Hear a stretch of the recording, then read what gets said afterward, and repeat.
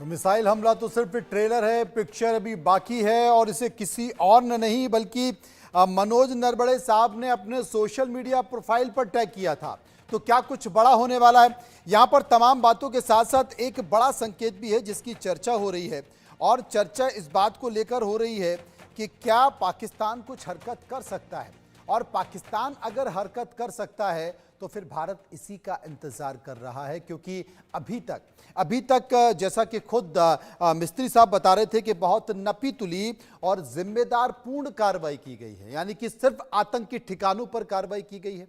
वो आतंकी ठिकाने जो आतंकवादियों को पैदा करता था, उनको ट्रेनिंग देता था, उन आतंकवादी ठिकानों पर पिन पॉइंट कोई भी आम आदमी पर हमला नहीं किया गया, सेना के किसी प्रतिष्ठान पर हमला नहीं किया गया, पिन पॉइंट उन आतंकवादियों को मारा गया। और जैसा कि आपने तस्वीरों में देखा कि ताबूत में वो आतंकवादी और आतंकवादियों के परिवार के लोग लिपटे हुए दिखाई दे रहे थे। पाकिस्तान का झंडा किस तरीके से उनमें लिपटा हुआ। सबसे बड़ी बात है कि उन्हें शहीद के दर्जे के तौर पर दफनाने की कोशिश की जा रही है। उनके सम्मान में पाकिस्तान की सेना खड़ी हुई है, पाकिस्तान के आर्मी के अधिकारी खड़े हुए हैं, पाकिस्तान की आर्मी के जवान खड़े हुए हैं। क्या उन्हें शहीद का दर्जा दिया जाना चाहिए? पूरी दुनिया में आतंकवाद के तौर पर अगर किसी का इस्तेमाल होता रहा है तो पाकिस्तान की सरजमी का इस्तेमाल होता रहा है, लेकिन अंतरराष्ट्रीय मंचों पर बार बार वो इस बात को नकारता रहा है। भारत की इस कार्रवाई ने उन तमाम आतंकवादियों को अपने बिल से निकाला है और जीते जागते सबूत पूरी दुनिया के सामने इस मिसाइल हमले में दिखाई दिए हैं कि देखिए, यही वो तमाम अड्डे हैं जो आतंकियों के गढ़ रहे हैं, और यही वो अड्डे हैं जो है तो मस्जिद के तौर पर। क्योंकि वहां के जो अहमद शरीफ चौधरी हैं वो ये कहते हैं कि साहब मस्जिदों पर हमला किया गया, आम लोगों पर हमला किया गया, और अगर आम लोगों पर हमला किया गया तो जैश-ए मोहम्मद के मुखिया मसूद अजहर फिर क्यों कह रहे हैं कि मेरे परिवार को तबाह कर दिया, मेरे साथियों को मार दिया, इससे अच्छा होता कि मैं भी मर जाता। मसूद अजहर कौन है? यह सवाल पूरा देश और दुनिया पाकिस्तान से पूछ रही है, पाकिस्तान की सेना से पूछ रही है। Major general retired Amitabh Joshi रक्षा विशेषज्ञ मेरे साथ मौजूद हैं, कर्नल रिटायर्ड दिनेश शर्मा रक्षा विशेषज्ञ मेरे साथ मौजूद हैं। सबसे पहले अमिताभ जोशी साहब के पास चलूंगा। Thank you. अमिताभ साहब, एक बयान में सुन रहा था, अहमद शरीफ चौधरी जो कि डायरेक्टर ISPR के हैं, वो कहते हैं कि साहब मस्जिदों को निशाना बनाया गया, वो ये कहते हैं कि आम लोगों को निशाना बनाया गया। मसूद अजहर, उसके परिवार के लोग या उसके लड़ाके क्या आम लोगों में आते हैं? Thank you for having me on the आपका बहुत बहुत धन्यवाद, आप मेरे को इस चैनल पे लिए। और भारत ने जो अभी ये दिखाया है एक बड़ा निश्चित तौर पे जो एक्शन किया है टेररिस्ट के ठिकानों पे, आतंकियों के ठिकानों पे, वो बहुत सराहनीय है। और उसका जितना हम गर्व करें वह हमें गर्व करना चाहिए और अपने प्रधानमंत्री को धन्यवाद देना चाहिए। मसूद अजहर कौन है? मसूद अजहर आज का नहीं, बहुत पुराना आतंकवादी है और ये UN की लिस्ट में आतंकवादी है।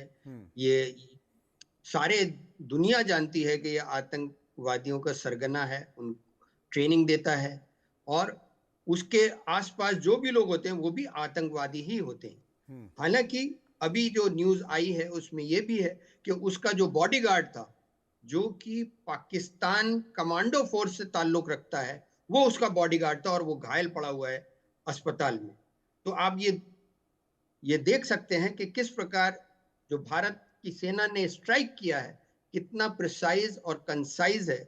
वो किसी भी सिविलियन ठिकाने पे या किसी आदमी जो कि ताल्लुक किसी टेररिस्ट ग्रुप से या आतंकवादी से ताल्लुक नहीं रख रहा है, उसको नहीं मारा गया है। सिर्फ और सिर्फ आतंकी ठिकानों पे, जहां पे मदरसे थे, जहां पर उनकी ट्रेनिंग की जाती थी, जहां पर उनके असला हथियार रखे हुए थे, जहां पर उनके आला हजरात रहते थे जो कि उनको ट्रेनिंग देते थे, उन्हीं ठिकानों पर मिसाइल दाग करके उनको तबाह किया गया है। तो ये बिल्कुल साफ है कि मसूद अजहर आतंकवादी था और उसी आतंकवादी को हटाने के लिए या मारने के लिए भारतीय सेना और भारत देश ने ये कार्रवाई की है और जो बिल्कुल सही है, उसमें कहीं कोई गलती नहीं।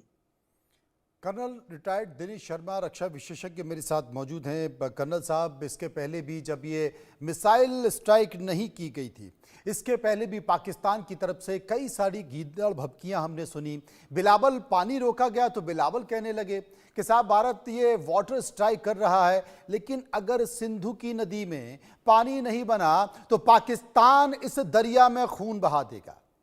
पाकिस्तान की सरकार में बैठे कई मंत्री इस बात का जिक्र कर रहे थे कि पाकिस्तान को हल्के में लेने की कोशिश की जा रही है। क्या पाकिस्तान न्यूक्लियर स्टेट है और हमारे पास जो परमाणु हथियार हैं वो देखने के लिए क्या है? भारत ने अगर कोई भी हरकत की तो भारत पर परमाणु हमला किया जाएगा, मुंह तोड़ जवाब किया जाएगा। और सबसे गौर करने वाली बात है दिनेश शर्मा साहब कि कई घंटे हो चुके हैं भारत को एयर स्ट्राइक किए हुए।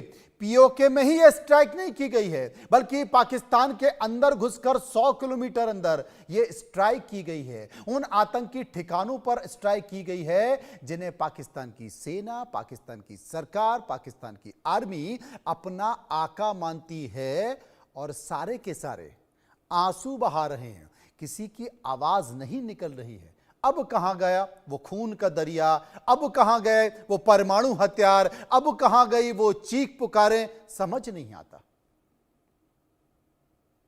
मनोज जी, मुझे ये बता दीजिए कि उन्होंने सच कब बोला है?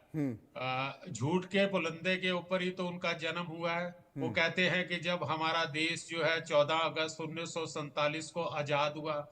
ये तो सबसे पहला झूठ है। अरे आजाद तो हम हुए थे 15 अगस्त को, वो तो हमसे अलग होके एक नए कंट्री का जन्म लिया था। ये खैर बात छोड़िए, सच या झूठ के बारे में वो जो बोलते हैं उसके ऊपर यकीन करना जो है अपना समय बर्बाद करना। अब आ जाते हैं ये जो खोखली धमकियां दी गई थी। सबसे पहले बात करते हैं बिलावल भुट्टो की।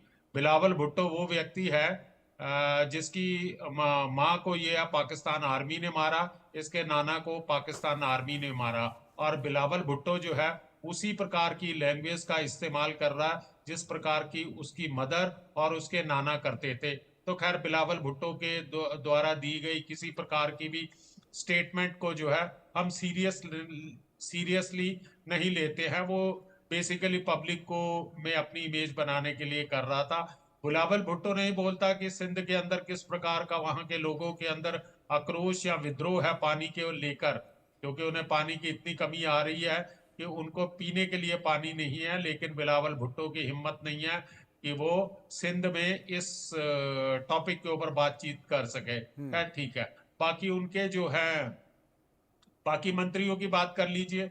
मैं आपके विख्यात चैनल का वैल्यू